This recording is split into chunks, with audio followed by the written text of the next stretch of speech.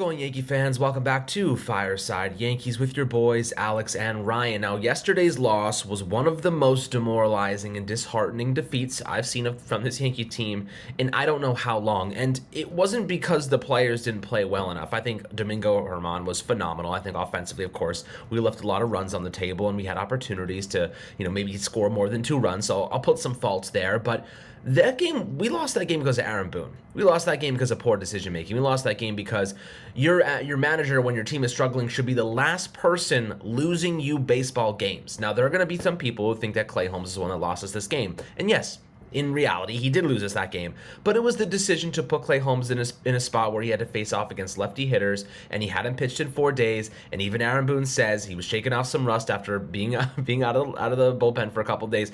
You go with Michael King, or how about this? You let Germán, who's at 90 pitches, finish what he started. It's that simple. It's that obvious. Why are fans making better decisions and better calls than our freaking manager, who's being paid millions of dollars to make these decisions? Now, I don't know why he did that. He said it was on him. It is on him. We can sit here all day and complain about it, but the reality is we have a game tonight. We got Garrett Cole on the mound, and there is some good news that we do want to discuss regarding the outfield depth and kind of bolstering things immediately. So the Yankees reinstated Harrison Bader today, meaning we get some reinforcements in the outfield finally, and they option Franchi Cordero back to AAA, who was never going to see another opportunity with this team again after going 8 consecutive games without getting on base. But we want to talk about Harrison Bader, how this outfield is starting to kind of, I guess, I don't even want to say come back together, or how things are starting to trend upward, I guess is the best way to talk about it. But at least we're getting some talent back. Now, the thing is, Harrison Bader, we love the guy. We also hate him for his injury issues, but, altogether when he's healthy, he's a very,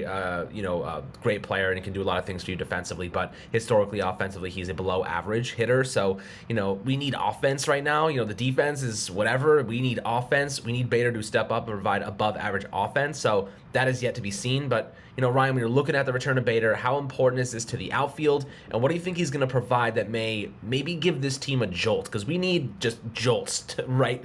We need to jumpstart this car, because right now we are dead in the water. Yeah, Harrison Bader is probably around a league average hitter. I know the career OPS plus and WRC plus is I think 97 or 98, something around that range.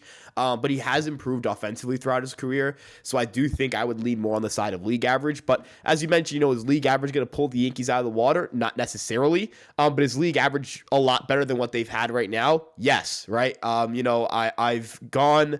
mentioned Willie Calhoun, Franchi Cordero, Aaron Hicks, IKF, as well as Cabrera, and how bad they've been offensively. I've pounded the table about it. I've talked about it a million times. They have been atrocious. They have not been bad. They have been atrocious. They've been unplayable. They're playing like not major league players. The offense is atrocious. If this team had any semblance of offense, they would be right in the thick of it with the American League East, but they don't. And Harrison Bader at least gives them some semblance of offense, which is more than about 50% of the lineup can say.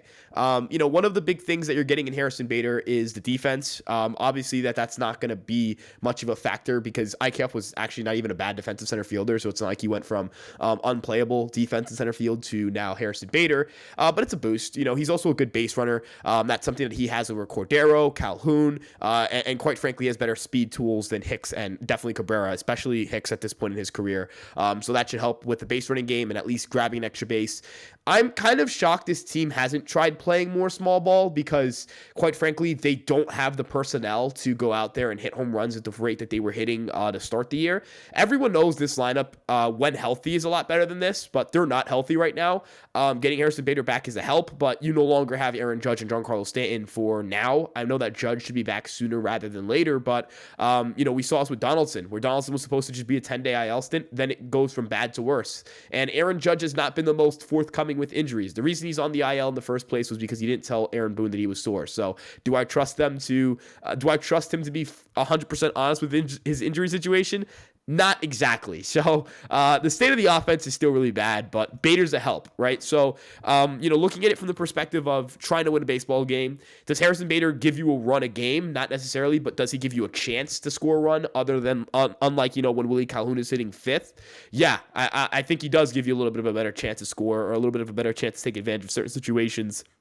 The big thing that, you really have to look at here is how is Aaron Boone going to manage the outfield, right?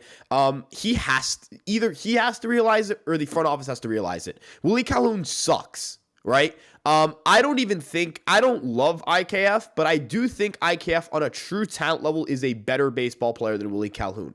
You also don't want to rush Bader back too much, so you would like to give him days at the DH spot. Stop playing Willie Calhoun, please.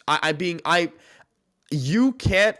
Harrison Bader can fix the offense in center field by going from atrocious to league average. He can't fix stupid. If the Yankees play stupid, if the Yankees want to make stupid decisions, Harrison Bader can't fix that. Aaron Judge can't fix that. Giancarlo Stanton can't fix that. No, what the trade deadline can fix that. Carlos Rodon can't fix that. Luis Severino can't fix that. And me and Alex certainly cannot fix that by yelling about the Yankees on this podcast. But I will say, again, Harrison Bader is a help, right? Is he Barry Bonds? No. Is he Aaron Judge? No. Is he Giancarlo Stanton? No. But is he a big boost from what you're getting in center field right now? Absolutely. So, I think it's a balance of the two. You have to recognize that, yes, it's not, that yes, it is an upgrade, even if you do know that Harrison Bader is just a league average bat. That's kind of where I stand on things. I don't know if you agree with me there. I mean, yeah, of course, Harrison Bader is going to offer you just better than what we've had, but you look at what we have now, and the best analogy I can come up with, it's like the Yankees outfield is like playing Russian roulette, but every single chamber has a bullet in it. You're going to die no matter what. You're screwed no matter what. This is a really difficult position to be in because, I've been having arguments all day on social media with people like, the depth on this team, the depth on the Yankees has saved our asses every single year. And you look at guys like Carpenter last season, 15 homers in whatever amount of games. Guy was an absolute monster. Picked up our offense when things were struggling down the stretch. You look at Gio Urshela, Luke Voigt a couple years ago. You look at all the depth pieces that have came in and made a significant impact. And the only reason the Yankees actually need that type of, production from their depth is because their starters can't stay healthy. We continuously invest in injury-prone players. That is what the Yankees do. And we're all surprised when everyone's on the freaking injured list and we're sitting here like, why aren't we playing well? It's because our whole team is made up of depth pieces right now. Our whole team is full of depth pieces. And the thing about depth is a lot of teams have issues like this, right? A lot of teams have injuries and they have some depth pieces taking over some spots. We have most of our team injured. Most of our team is supplemented by depth right now. It doesn't matter how good your depth is, and that's the thing in the past, right? The thing in the past was that our depth was good enough to pick up the slack and they produced like starters. Some of them stepped up and actually took starting jobs. The problem is all of our depth this year, it's the perfect storm because the injuries have happened as they usually do, and our depth sucks, right? Our depth is not stepping up and performing well. So now we're seeing in plain view, all of the issues with this Yankee roster construction. We're seeing the lack of talent. We're seeing the injury-prone contracts. We're seeing the guys that can't elevate their game, the Aaron Hicks of the world, the veterans who simply are just falling off by the wayside. And you look at getting back Harrison Bader, it's a lot better than Aaron Hicks. It's a lot better than IKF. It's a lot better than Franchi Cordero. It's a lot better than Oswaldo Cabrera. But at the end of the day, how long can we expect to commit to Harrison Bader before he gets hurt again? You know what I mean? Like, how long? We're sitting here like, yes, Harrison Bader's coming back. We're super, super excited. We think he's going to give us a jolt, but for how long? You know what I mean? How long is he going to be okay until another thing happens, until the plantar fasciitis comes back or he re-injures the lat or he does something, and then he's out for another couple months? When is that going to happen? That's what we're waiting for these days. We're not like, this is a rare injury. He's coming back. We're confident he's going to remain healthy the rest of the year. This is like, I'm like, we're getting Harrison Bader back, but at the forefront of my mind, for how long? How long are we going to have him back? Giancarlo Stanton comes back. For how long are we going to have him back before he goes down again? You know what I mean? This is becoming a really big issue. Luis Severino's the same way. Carlos Rodon has been the same way his entire career. This is a problem where all of our prominent pieces that we've invested heavily in, or not all of them, but a big portion of them, we are simply waiting for them to get hurt. You know what I mean? How long can we succeed? How long can we go on these hot streaks with them healthy? And that's kind of the problem here is like, Harrison Bader is better than most of the guys that we have in the outfield right now, but for how long? So I'll ask you this, Ryan. Are you confident that he's going to be able to maintain his health? Or are you still sitting here like, we need this depth to step up because at some point, some way, somehow, we're going to need them to step up again in the near future? Yeah, end of the day, injury, as you mentioned, it's bad luck is when Aaron Judge, for some like unbelievable reason decides to steal third base on his own and gets hurt doing it in a 5-0 game. That's just bad luck, right? Like that's just guy does dumb thing for some reason and then gets hurt doing dumb thing. That's, that happens, right? Bad luck isn't when Harrison Bader goes on the IL. Bad luck isn't when Giancarlo Stanton goes on the IL. Bad luck isn't when Luis Severino, Carlos Rodon, Frankie Montas, Tommy Canley, Jonathan Loaizaga all go on the IL, because those are guys who have had multiple IL stints in the past 4 to 5 years. That's just called them doing what you expect them to do, which is get hurt, right? Not saying these aren't good ball players, but they get hurt, right?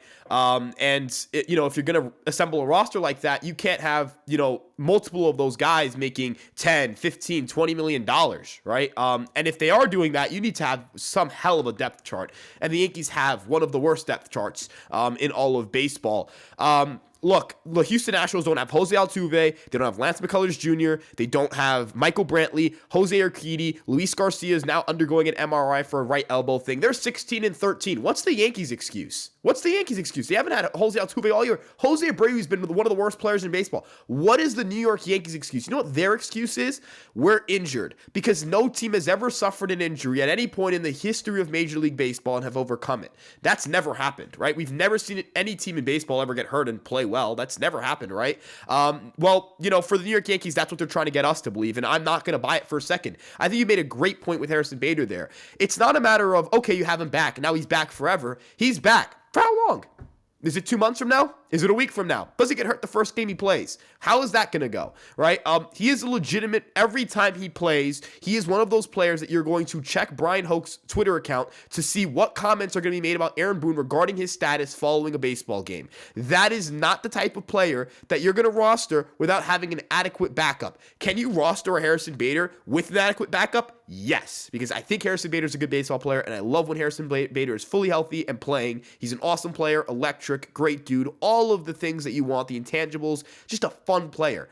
However, you need to be ready to lose him. Same thing with Stanton. But, of course, that's not what this team is prepared for. So, again, I said this in my first little tangent here. You can trade for guys, you can add guys, you can call up guys. They can't fix stupid, right? They cannot fix stupid. You cannot fix stupid. Stupid is what the Yankees try to do with their injured players, which is expect them to stay healthy all year.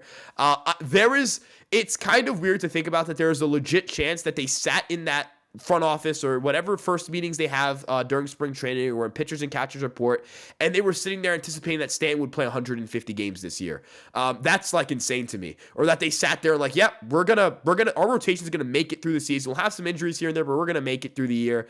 Or sitting back and saying, as spring training breaks, hey, we're gonna send down Willie Calhoun, but we think we have a ball player here. Again, I don't really know, I don't really know what to say, right?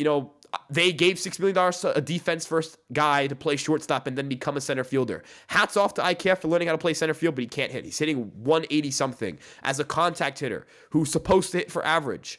I don't know what to tell you.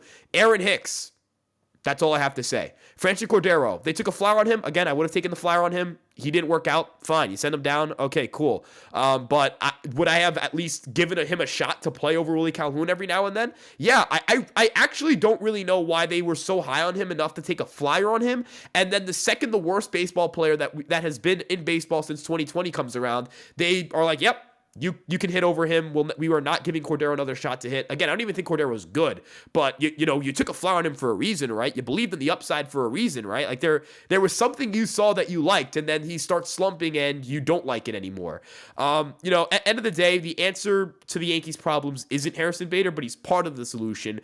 The answer is, I have no idea. The answer is just getting healthy and hoping that they don't get bit in the butt by injuries again, right? You build an injury-prone roster, this happens. Play stupid games, win stupid prizes. This is where we are right now. I have to say, why is it that we are so obsessed with these lefty hitters? I know I get the short right porch in Yankee Stadium, you know what I mean? But they suck. Like, they just suck. What is the obsession with bad lefty hitters that aren't hitting home runs anyway? Guys, you want to know who's hit our last 2 home runs? May I deliver this? Jose Trevino has hit our last 2 home runs. Our righty catcher. a righty catcher. Why are we obsessed with lefties who don't hit home runs? Franchi Cordero hit 4 home runs in the first week, hasn't hit one since. Willie Calhoun, no home runs. You know what I mean? Like, the obsession with taking advantage of the short right porch in Yankee Stadium is losing us baseball games, my friends. It's losing us games. It doesn't matter if you're righty, it doesn't matter if you're lefty, it doesn't matter if you freaking hit it with an axe. If you can put the ball in play and get on base, that's all that matters. Right now, we need base runners. We just need guys that get on base. Even if you have a low batting average, and you get on base and you walk a lot, we just need guys to get on base because right now we can't even do that. We're striking out a lot. We're not hitting for contact. We're not doing a good job. And like you said, even our contact hitters are failing to do anything. You know, Oswald Peraza had a nice hit yesterday, a single to center field. You see some of these youngsters putting in the work. Volpe had a hit. You know, these young guys are the only ones actually getting on base some of these times, which is kind of sad. I mean, minus Oswaldo Guerrero, who's having a really, really bad start to the year offensively, but you know, Peraza and Volpe have looked solid, and I think that those two guys are probably one of our more prominent pieces, which is sad. Right now, the fact that you have two youngsters serving prominent roles in the lineup in the batting order is a really bad problem to have because you expect more from your veterans. You expect more from guys that have over 1,000 games worth of work, and you know it's tough to see the Yankees continuously fall off this cliff. And right now they've been +1 run differential. They've given up 25 runs in the last 4 games, including 6 runs themselves. This is bad, guys. This is a really bad problem. But you know, I'd love to hear your perspectives below on the outfield. Of course, getting Harrison Bader is certainly a positive. We're optimistic he can provide some value and give us a little bit of a spark. You know, we're in the Bronx. We need to win with Garrett Cole on the mound today. It's essential. And now we just wait for Aaron Judge to return ultimately. But guys, as I said, make sure to drop your perspectives and opinions down below in the YouTube comments. Make sure to leave a like and subscribe as always. And we'll catch you guys on the next Fireside Yankees episode.